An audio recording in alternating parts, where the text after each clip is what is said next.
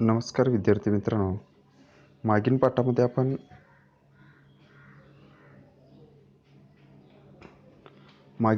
आपण फ्लेमचे प्रकार, फ्लेमची रासायनिक अभिक्रिया तसेच आर्क लेंथ हे लेसन पाहिलेलं आहेत. तसेच अंश सेल्सिअस फॅरेनहाइट उष्णता आणि टेम्परेचर हा सुद्धा लेसन पाहिलेला आहे. या पाठामध्ये आपल्याला फिलर रॉड कशासाठी उपयोगात आणला जातो, कुठल्या धातूसाठी फेरस असेल किंवा नॉन फेरस असेल किंवा अलॉय धातू असेल, त्या धातूसाठी फिलर रॉड गॅस वेल्डिंगसाठी वापरला जातो. फिलर रॉडचे प्रकार कुठले कुठले आहेत, फ्लक्सची गरज आहे का नाही, फेरस फिलर रॉड कुठले आहेत, अलॉय फिलर रॉड कुठले आहेत, नॉन फेरस फिलर रॉड कुठले आहेत, फिलर रॉड का वापरायचा त्याची निगा काळजी, तसेच त्याची लांबी किंवा साईज हे आपल्याला या पाठामध्ये बघायचं आहे. सुरुवातीला आपल्याला पदार्थाच्या अवस्था बघायच्या आहेत. पदार्थाची अवस्था 3 आहेत. States of matter. तर 3 अवस्था कोणत्या कोणत्या आहेत ते आपल्याला सुरुवातीला बघायच्या आहेत. पहिले आहे ते घनरूप, ज्याला सॉलिड असं म्हणतो आपण. दुसरे आहे ते लिक्विड आणि तिसरे आहे ते गॅस म्हणजे वायुरूप. घनरूप पदार्थाला स्वतःचा आकार व आकारमान असते, त्याला आपण काय म्हणतोय, घन पदार्थ असं म्हणतोय किंवा घनरूप पदार्थ असं म्हणतोय. ज्याला काय आहे, आकार आणि आकारमान आहे. द्रवरूप पदार्थ लिक्विड, पाणी घ्या.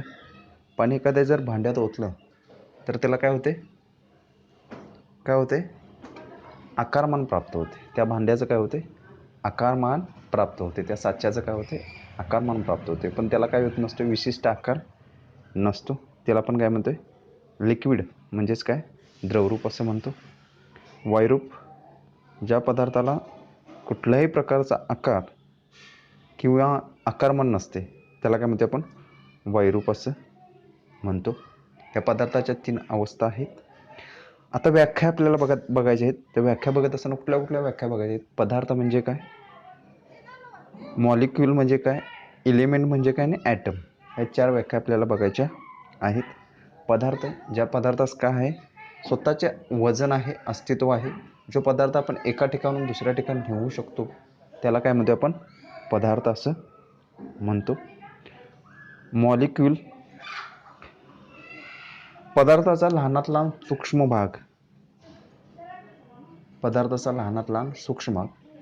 त्याच्यामध्ये त्या मेन पदार्थाचं पूर्ण भौतिक गुणधर्म काय असतात, भौतिक गुणधर्म किंवा ज्या मेन प्रॉपर्टीज आहेत त्या सूक्ष्म घटकात असतात, त्याला काय म्हणतो आपण, मॉलिक्यूल असं म्हणतात. काय म्हणतोय बघा मी, पदार्थाचा असा लहानात लहान सूक्ष्म भाग की ज्याच्यामध्ये मेन पदार्थाचे सर्व गुणधर्म किंवा प्रॉपर्टीज असतात त्या सूक्ष्म कणात, त्याला काय म्हणतो आपण, मॉलिक्यूल असं म्हणतो. इलेमेंट, पदार्थाचा लहानात लहान कण ज्याचं 2 भागात विभाजन होऊ शकत नाही त्याला काय म्हणतो आपण, इलेमेंट असं म्हणतो. ॲटम, एलिमेंटचा सूक्ष्म कण जो रासायनिक क्रियेत काय करतो, भाग घेतो. एलिमेंटचा सूक्ष्म कण म्हणजे लहानात लहान कण काय करतोय, रासायनिक क्रियेत भाग घेतो, त्याला काय म्हणतो आपण, ॲटम असं म्हणतो. तर आपल्याला धातूचे काय बघायचे आहेत, वितरण बिंदू, metals their alloy and theirs melting point. जे आपलं फेरस असतील किंवा नॉन फेरस असतील, अलॉय असतील, या धातूचं आपल्याला काय बघायचं आहे, वितरण बिंदू किंवा मेल्टिंग पॉईंट बघायचं आहे. आता लोहित धातू, अलोहित धातू, लोहित धातूला आपण काय म्हणतोय, फेरस मेटल. अलोहित धातूला काय म्हणतोय, नॉन फेरस मेटल. लोहित धातू म्हणजे काय, ज्याच्यामध्ये लोखंडाचा अंश आहे, लोखंडाचं प्रमाण कसं आहे, जास्त प्रमाणात आहे, त्याला काय आपण म्हणतोय, लोहित धातू असं म्हणतो. ज्या पदार्थामध्ये लोखंडाचं प्रमाण जास्त असते किंवा लोखंडाचा अंश असतो त्याला काय म्हणतो आपण, लोहित धातू असं म्हणतो. त्यालाच आपण इंग्लिशमध्ये फेरस मेटल असं म्हणतो. मग कुठलं आहे ferrous metal? Steel cast iron, alloy steel, stainless steel, त्यानंतर आपलं जे कच्चं लोखंड म्हणतो आपण माइल्ड स्टील, रॉट आयर्न, बीड, हे काय म्हणतो आपण फेरस मेटल म्हणतो. त्याच्यामध्ये कसं आहे, लोखंडाचं प्रमाण जास्त आहे किंवा लोखंडाचा अंश आहे. त्यानंतर अलोहित धातू, ज्याला आपण काय म्हणतोय, नॉन फेरस मेटल असं म्हणतोय. नॉन फेरस मेटल म्हणजेच काय, ज्याच्यामध्ये लोखंडाचा अंश नसतोय किंवा लोखंडाचं प्रमाण नसते, अशा धातूंना काय म्हणतो आपण, अलोहित धातू म्हणतोय. मग कुठलं उदाहरण देता येईल आपल्याला? भरपूर उदाहरण आहे. तांबे, त्याला कॉपर म्हणतोय. ॲल्युमिनियम, झिंक, टीन, टीन म्हणजे काय, टीन म्हणजे कतील, शिसे, त्यानंतर सोने, चांदी, हे काय असतं आपण अलोहित धातूमध्ये मोडतं.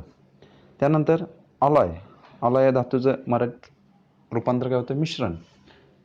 एक किंवा अनेक धातूंचं एकत्र मिश्रण घेतलं तर ते काय होते, अलॉय धातू निर्मिती होते. त्याला अलॉय मिश्रण असं किंवा अलॉय धातूचं मिश्रण असं म्हटलं जातं.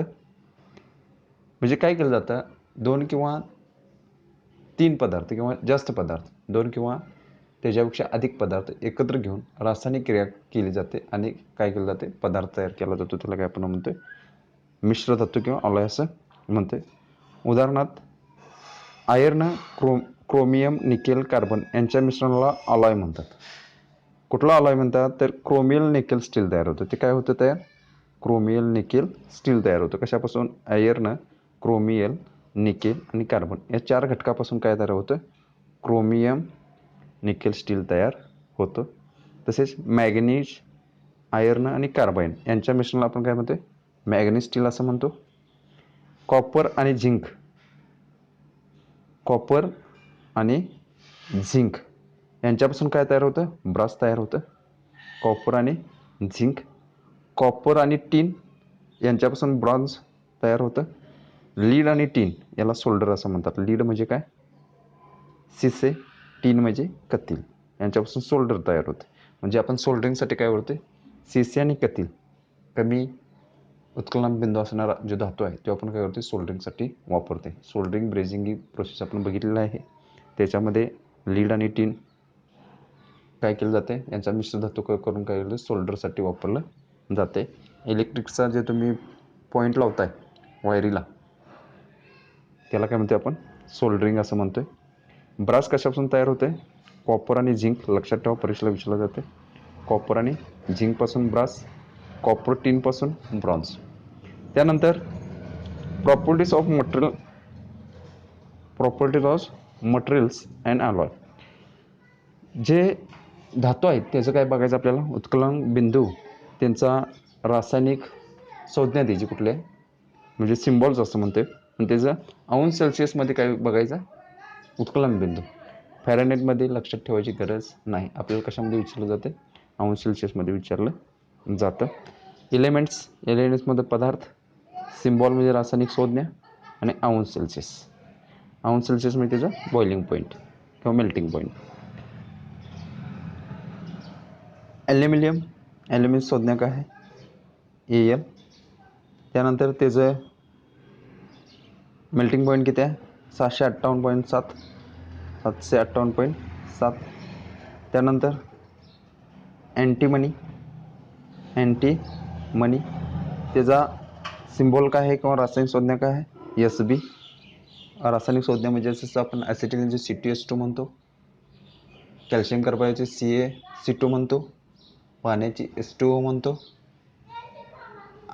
त्यानंतर आर्गॉनचे Ar म्हणतो, कार्बन डायऑक्साईडचे CO2 म्हणतो. याला काय म्हणतो आपण, रासायनिक संज्ञा असं म्हणतो. हे आपण परीक्षेला विचारला जाऊ शकतात. अँटीमनीचा मेल्टिंग पॉईंट किती आहे, द्रव रूपात येतात ते, उष्णता दिल्यानंतर 630ला ते काय होतं, द्रव रूपात येतं. त्यानंतर कार्बन संज्ञा माहिती आहे तुम्हाला, C. उत्कलन बिंदू 3600. त्यानंतर क्रोमियम Cr, उत्कलन बिंदू 1615. Columbium columbium 1700 columbium. Copper Cu, कोलंबियमचं Cb येते 1083. कॉपरचा व्युत्क्लम बिंदू कायम कॉपर हा विचारला जातो, लक्षात ठेवा 1083. गोल्ड सोने Au 163. हायड्रोजन H म्हणजे काय, H म्हणजे काय सिम्बॉल आहे तो -259. पाण्याचं विद्युत अपघटन असे किंवा हवेचं द्रवीभवन असेल त्याच्यापासून आपण हायड्रोजन कसा मिळवला जातो हे मागील पाठात बघितलेलं आहे. त्यानंतर इरिडियम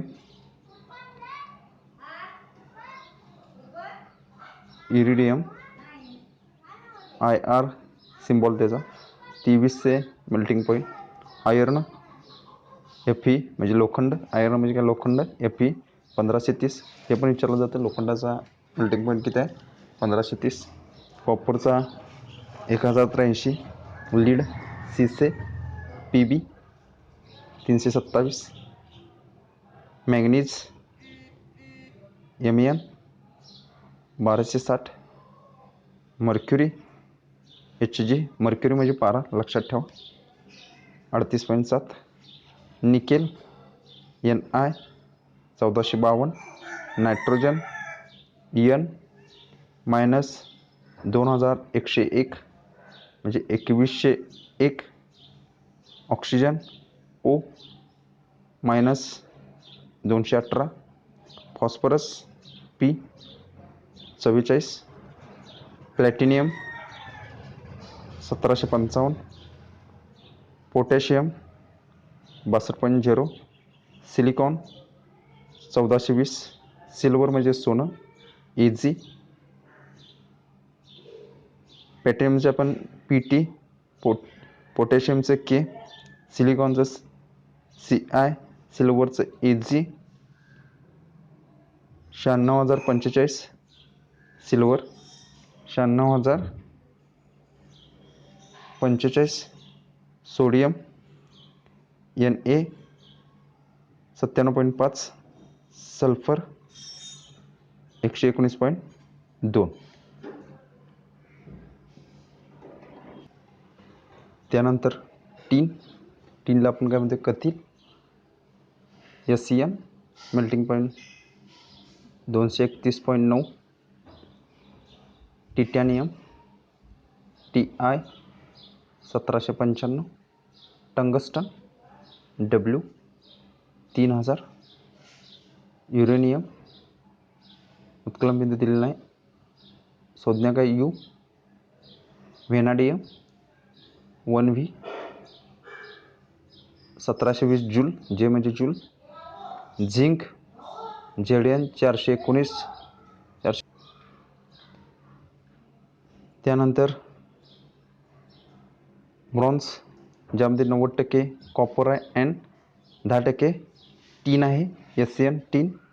किती आहे त्याचा मेल्टिंग पॉईंट 850 ते 1000.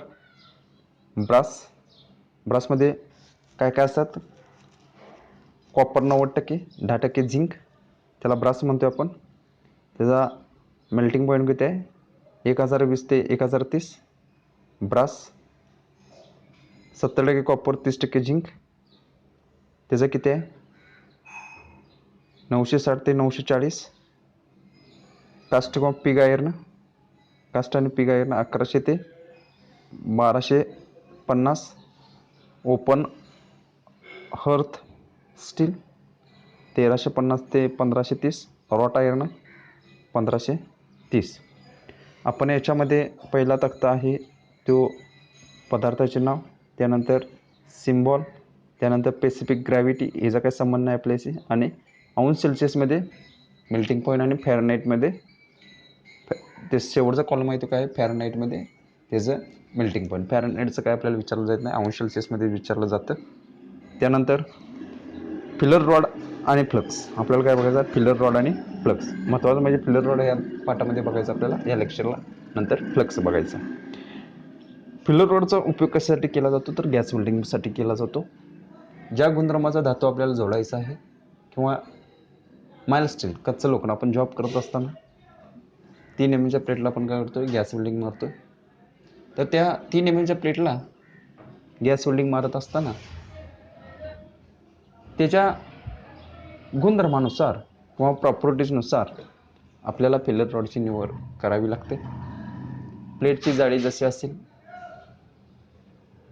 त्यानुसार आपल्याला फिलर रॉडची साईज निवडावी लागते.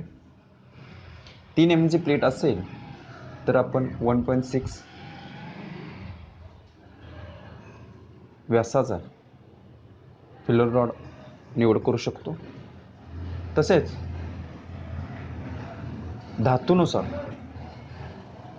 धातूनुसार फ्लेमसुद्धा सिलेक्ट करावी लागते.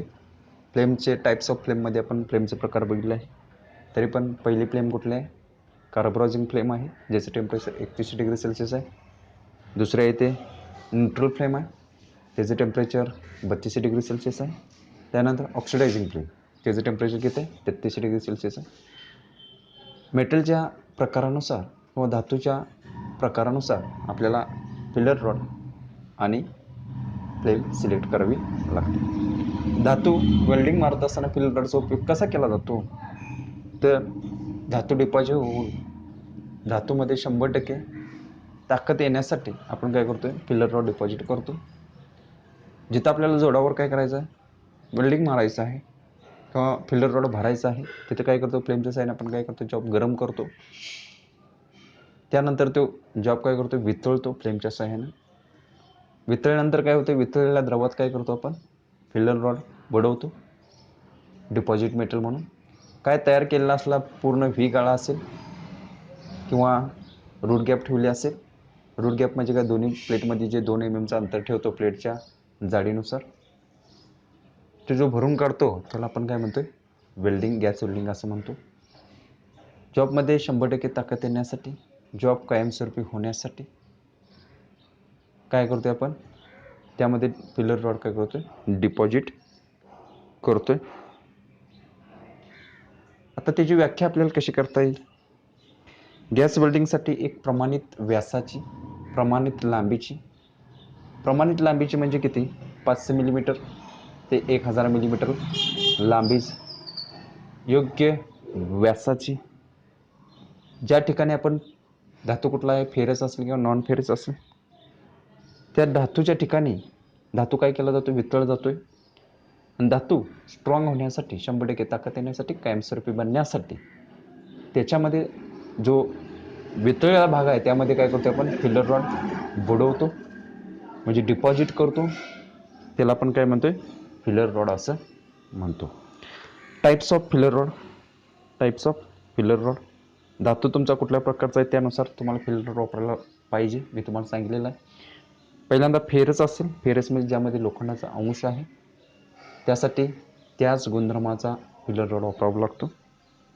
नॉन फेरस फिलर रॉड, ज्यामध्ये लोखंडाचा गुणधर्म नाही आहे, तर कॉपरला वेल्डिंग मारायचं आहे तर कॉपरचाच फिलर रॉड वापरावा पाहिजे.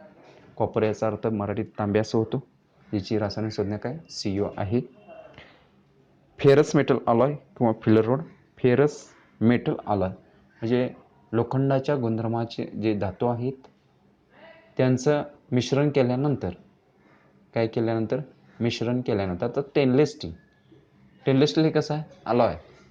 ह्याला वेल्डिंग मारायसाठी स्टेनलेस स्टीलच्या गुणधर्माचा काय वापरला पाहिजे, फिलर रॉड वापरला पाहिजे. नॉन फेरस मेटल अलॉय, जसं आपण ब्रास आणि ब्रॉन्झचं सांगितलं, ज्याच्यामध्ये टीन आणि कॉपर आहे आणि कॉपर आणि झिंक आहे, ब्रास आणि ब्रॉन्झ. याच्यासाठी आपल्याला कुठल्या गुणधर्माचा पाहिजे, त्याच गुणधर्माचा काय वापरायला पाहिजे, फिलर रॉड वापरायला पाहिजे. फेरस प्रकारच्या फिलर रॉडमध्ये मोठ्या प्रमाणात लोहाचे प्रमाण असते.